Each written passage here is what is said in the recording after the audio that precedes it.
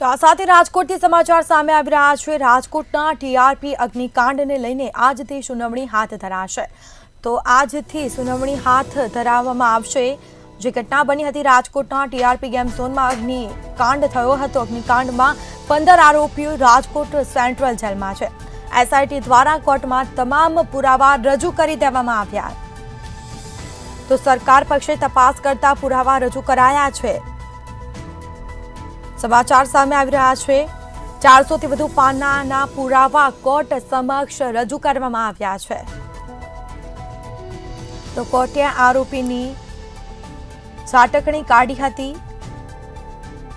તો અગ્નિકાંડમાં 15 આરોપીઓ રાજકોટ સેન્ટ્રલ જેલમાં બંધ છે।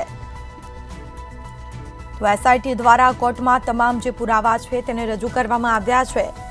તો ટીઆરપી ગેમ ઝોનની જે ઘટના બની, નાના ભૂલકાઓ મોતને ભેટ્યા છે। સરકાર પક્ષે તપાસ કરતા પુરાવા રજૂ કરાયા છે।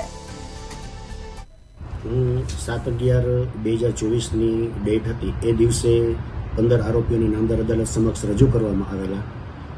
એ દિવસે પ્રોસિક્યુશન તરફથી દસ્તાવેજી પુરાવા લિસ્ટ રજૂ કરવામાં આવેલ અને ડ્રાફ્ટ ચાર્જ રજૂ કરવામાં આવેલ।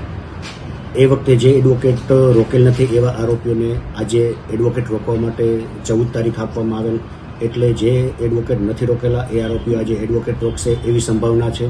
ઉપરાંત ડ્રાફ્ટ ચાર્જ રજૂ કર્યા બાદ આજે પ્રથમ મુદત છે। એટલે પ્રથમ મુદત છે એટલે હવે ડ્રાફ્ટ ચાર્જ રજૂ પ્રોસિક્યુશને કર્યો એટલે પ્રથમ એ ડ્રાફ્ટ ચાર્જ જે આરોપીને કબૂલ નથી એવા આરોપીઓ છે એ ડિસ્ચાર્જ અરજી પણ કરી શકે। અને જો ડિસ્ચાર્જ અરજી કોઈ આરોપીઓ ન કરે તો કેસ છે એ ચાર્જ ફ્રેમ થાય એવી શક્યતા છે। ઝડપી સુનાવણી હાલે તે માટે શું?